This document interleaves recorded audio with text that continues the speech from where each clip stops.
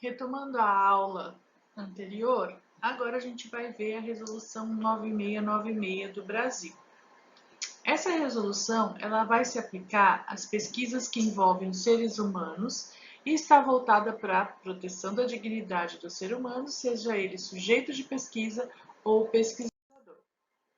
A resolução 9696 ela estabelece normas e diretrizes para a realização de pesquisa envolvendo seres humanos após a revisão dos sistemas internacionais e a ampla participação da comunidade científica nacional.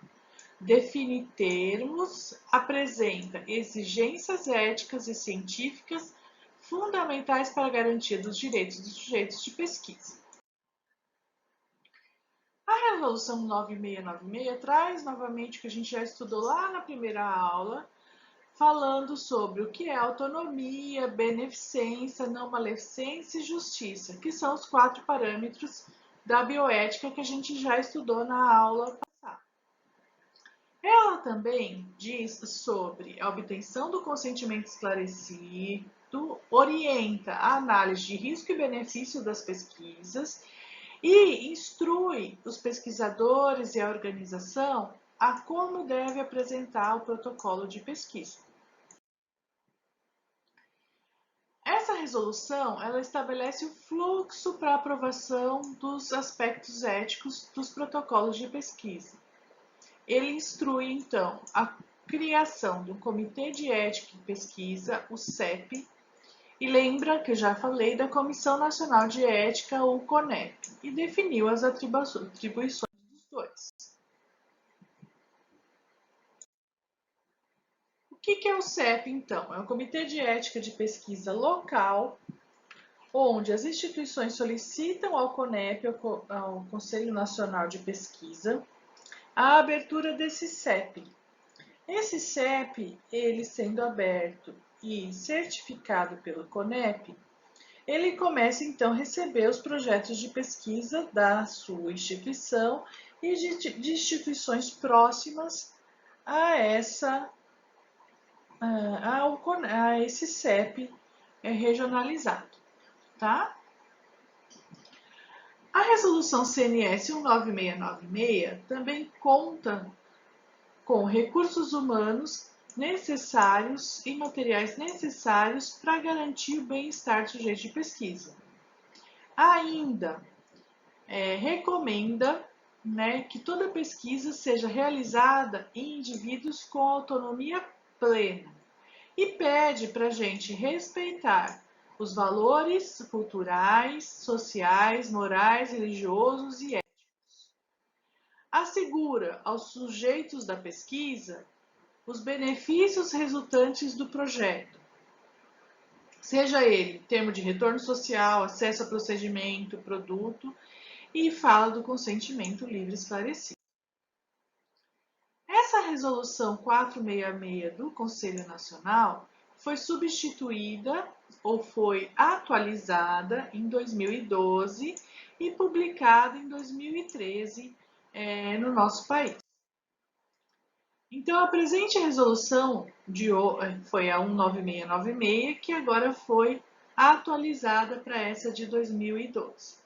Então, essa resolução vai incorporar sobre autonomia, maleficência, beneficência, justiça e equidade também, certo?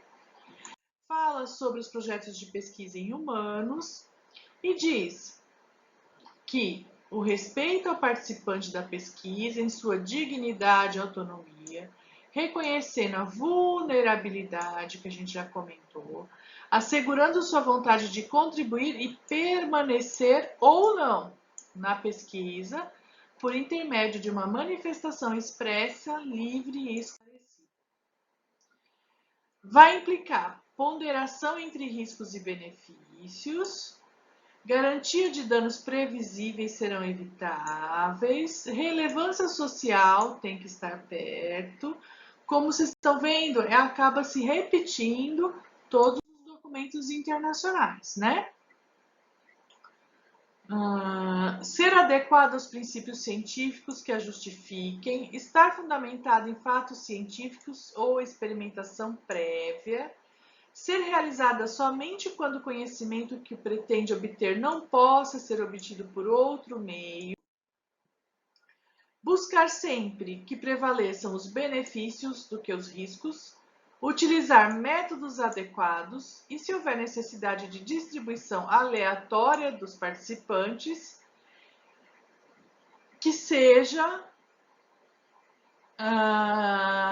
que não seja possível, né, estabelecer vantagens de um procedimento sobre o outro. Por exemplo, eu vou colocar algumas coisas para vocês.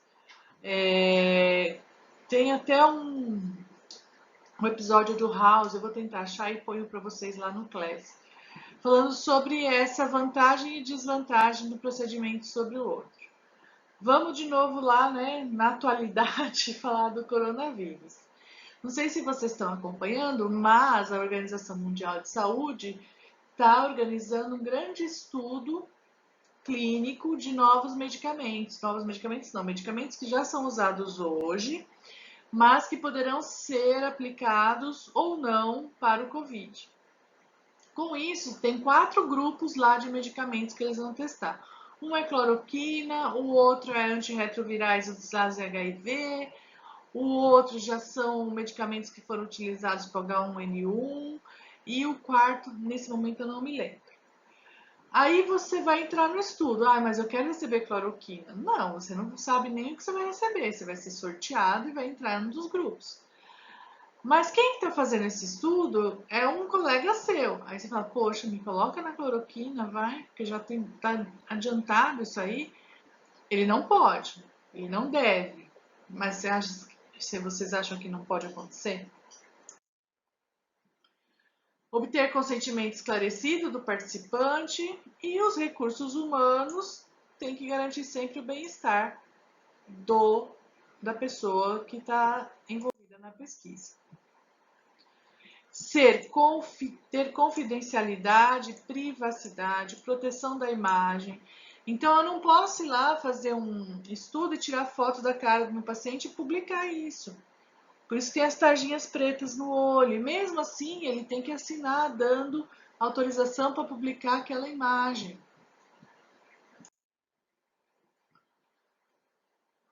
Ser desenvolvido por aqueles que têm autonomia plena, como eu já falei para vocês, cuidado com os grupos vulneráveis, respeitar os valores culturais, sociais, morais, religiosos e éticos, garantir que as pesquisas em comunidades, sempre que possível, trarão benefícios a essa comunidade. Se tiver algum problema, tem que comunicar à autoridade competente. Assegurar que os participantes da pesquisa tenham mais benefícios que risco, certo? Comprovar nas pesquisas conduzidas no exterior ou cooperação estrangeira os compromissos e as vantagens para os participantes da pesquisa do Brasil. Porque o que acontece muito? Vamos fazer uma pesquisa de novo medicamento. Deixa eu falar numa aula só sobre novos medicamentos. O Brasil é um país pobre, então vamos colocar lá que todo mundo vai querer participar porque eles vão ganhar medicamento. Mas qual é a real vantagem para essa população? Qual é a real vantagem para o Brasil? É discutido, por exemplo, quando tem essas pesquisas, que muitas vezes escolhe-se o sangue dos pacientes e tem que mandar o sangue coletado para o exterior. Não, vamos instituir. Você acha que a equipe brasileira não tem condições de fazer exames adequados? Eu queria um equipamento que o Brasil não tem. Então vamos comprar esse equipamento para essa pesquisa e vamos fornecer mais ciência para o nosso país. Utilizar material ou dados obtidos na pesquisa exclusivamente para a finalidade do seu protocolo, não para outras coisas. Levar em conta nas pesquisas realizadas em mulheres em idade fértil ou mulheres grávidas, a avaliação do risco e benefício, né, dessa pesquisa. Considerar que as pesquisas em mulheres grávidas devem ser precedidas em pesquisa em mulheres fora do período gestacional. Claro, exceto quando a gravidez for objeto fundamental da pesquisa. Garantir para mulheres que se declarem expressamente isentas de gravidez que, por não exercerem práticas sexuais ou por não exercerem de forma não reprodutiva, o direito de participarem de pesquisas sem o uso obrigatório de contraceptivos. e ser descontinuada somente após análise do sistema SES. As pesquisas que utilizam metodologias experimentais ainda deverão estar fundamentada em experimentação prévia, em modelos experimentais tipo cultura de célula ou em animais, ser plenamente justificáveis e, quando for o caso, a utilização do placebo. Esse placebo a gente vai discutir um pouco mais na aula de pesquisa clínica, não vou entrar em detalhe agora. Utilizar o material biológico coletado dessas pessoas só para a finalidade prevista no seu protocolo. Ai, olha, eu coletei sangue lá de 10 pessoas. Você não quer fazer isso aqui também? Tá no seu protocolo? Tá no termo de consentimento? Não, então você não pode fazer. Assegurar a todos os participantes que ao final do estudo, por parte do patrocinador, terá acesso gratuito e por tempo indeterminado aos melhores métodos profiláticos, diagnósticos e terapêuticos que se demonstrarem eficazes. O acesso também será garantido no intervalo entre o término da participação individual e o final do estudo. Isso aqui, gente, é o grande embrolho dentro da pesquisa clínica. Por quê? Então, isso aqui não está numa legislação própria da pesquisa clínica, mas o que acontece? As grandes empresas, elas vêm querer fazer testes de novos medicamentos, certo? Comparando, por exemplo, um antihipertensivo que eles estão produzindo agora, novo, com um antigo.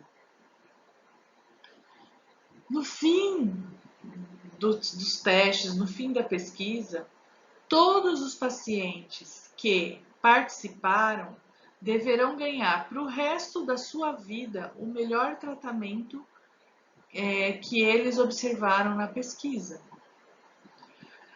Isso é um embrolho, porque as indústrias farmacêuticas também não querem dar, mas precisam. A gente vai discutir mais isso lá na pesquisa clínica. Procedimento do consentimento livre esclarecido. A gente vai falar do consentimento numa aula própria, que eu vou deixar para vocês um projeto fictício para vocês fazerem um termo de consentimento e corrigir um termo que já está lá. E aí a gente vai falar exatamente o que é esse termo, como ele deve ser construído, para que serve e quem vai passar. Óbvio, outra parte, analisar risco e benefício, né, dessa pesquisa. Aqui eu vou dar alguns exemplos, vou deixar na página para vocês de alguns exemplos também, de pesquisas que para as pessoas tinham mais risco do que benefício. Os participantes da pesquisa que vierem a sofrer qualquer tipo de dano resultante de sua participação, previsto ou não no termo de consentimento, têm direito à indenização por parte do pesquisador, do patrocinador, das instituições envolvidas nas diferentes fases da pesquisa. Aqui eu vou contar um caso, acho que eu até já comentei com vocês, que tinha um hospital de Porto Alegre que eles estavam fazendo pesquisa com gestantes. E, na verdade, era uma pesquisa simples do benefício do exercício físico e de atividades manuais para gestante e para ver nascimento na data esperada, se o feto nascia, o bebezinho já nascia bem, com peso adequado. Então eles fizeram 2 grupos, um grupo fazia exercício físico e o outro grupo fazia coisas manuais, né? Ok, foram fazendo a pesquisa tal, e tem esse termo lá, olha, se você passar mal, qualquer coisa, você vai para o hospital e nós vamos pagar tudo. Apesar que o risco de uma atividade manual é praticamente zero. E o exercício físico também era pouco, porque era adequado, né? Feito por educador físico e fisioterapeuta. O que aconteceu? Algumas gestantes foram para o hospital mais caro de Porto Alegre ter o bebê. Porque no termo de consentimento falava que podia, os patrocinadores iriam pagar. O pesquisador da Universidade Federal quase faliu, porque teve que pagar o parto de algumas gestantes em hospital particular. Isso é um exemplo. Mas a indenização é que, por exemplo, eu estou pesquisando um novo medicamento. Quando o paciente tem algum evento, o que é algum evento? Ah, ele foi atropelado. Ah, gente, isso é atropelamento. Não, peraí. Você tem que relatar tudo o que acontece com o seu paciente. Então, assim, ele foi atropelado. Tenho de 50 casos, 2 casos foram atropelados. Estranho, não é? Será que eles não tiveram uma tontura ou tiveram problema de visão que acarretou num atropelamento? Isso foi efeito do medicamento? Não tem os medicamentos que falam não dirija, não trabalhe em máquinas perigosas. Então, tudo o que acontece tem que ser relatado. E esses pacientes poderão, ou a familiar, poderão ser indenizados, ou deverão ser indenizados. O protocolo sempre vai ser submetido ao CEP e ao CONEP. Na semana que vem a gente vai ter uma aula de CEP e CONEP. Espero que a minha internet esteja legal, porque eu vou entrar com vocês na plataforma onde a gente coloca os projetos para vocês verem a carinha dela, que é a plataforma Brasil. Bom, o que é o CEP? Como eu falei para vocês, Comitê de Ética em Pesquisa, né, que são colegiados interdisciplinares independentes, de relevância pública, de caráter consultivo, deliberativo e educativo, criado para defender os interesses dos participantes da pesquisa em sua integralidade. As instituições e organizações nas quais se realizam pesquisa com o ser humano devem ter comitê de ética em pesquisa. Se não tiver um comitê de ética e pesquisa na instituição, o Conselho Nacional de Pesquisa direciona o projeto desse local para um CEP avaliar. E o Conselho Nacional de Pesquisa, o CONEP, é vinculado ao Conselho Nacional de Saúde e à instância federativa, colegiada, que também tem natureza consultiva, deliberativa, normativa e educativa.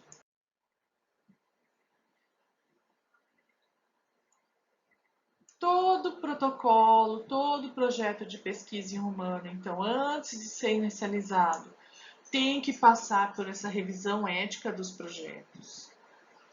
Lembrando, como eu falei, que os integrantes desse sistema, né, têm que ser independentes da tomada de decisão, portanto, não pode sofrer nenhuma pressão por superiores para aprovar determinada pesquisa.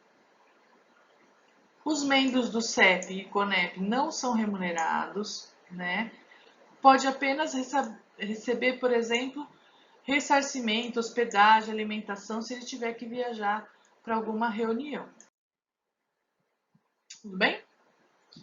Em relação a outras legislações do Brasil, tem essa aqui que fala sobre normas de pesquisa envolvendo seres humanos com a temática novos fármacos, novos medicamentos, vacinas e testes diagnósticos, super importante para a gente. A 303 do Conselho Nacional de Saúde de 2000, sobre reprodução humana. A 304 de 2000, sobre populações indígenas.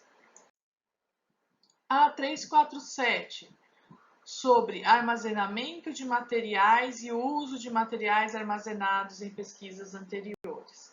Então, a gente tem uma resolução maior e aí acaba saindo resoluções menores com temas específicos para orientar, então, como deve ser o procedimento.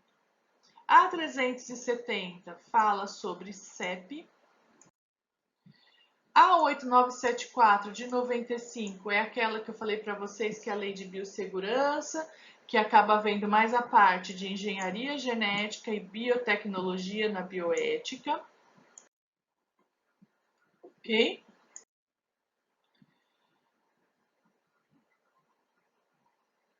Essa aqui de 2005, ela vê organismos geneticamente modificados e seus derivados.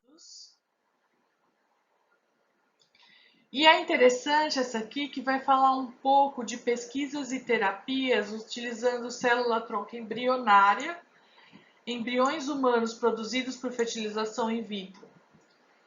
Espero que tenha alguém que vai falar e vai apresentar para a gente o documento sobre isso, Mas o que a gente tem hoje de legislação, que esses embriões produzidos por fertilização in vitro, se não forem embriões viáveis ou que esses embriões estejam congelados há 3 anos ou mais, eles poderão ser usados para pesquisa e terapia. O que acontece muito é que as pessoas vão fazer fertilização in vitro, acaba tendo muitos óvulos fertilizados. Não pode se implantar mais de 2 na primeira vez que for fazer a fertilização, então os outros são congelados. A pessoa ficando grávida muitas vezes esquece esses embriões congelados e eles acabam ficando lá meio que sem utilização. Então existe essa normatização, porque às vezes você vai jogar fora os embriões, o que você vai fazer com isso? Pode ser usado em pesquisa? Não pode? A pessoa deu consentimento? Então quem faz fertilização normalmente tem várias documentações de consentimento, falando que se depois de 3 anos essa pessoa não procurar, que os embriões poderão ser utilizados para pesquisa. De qualquer forma, então, a gente precisa do consentimento dos genitores para isso, tá?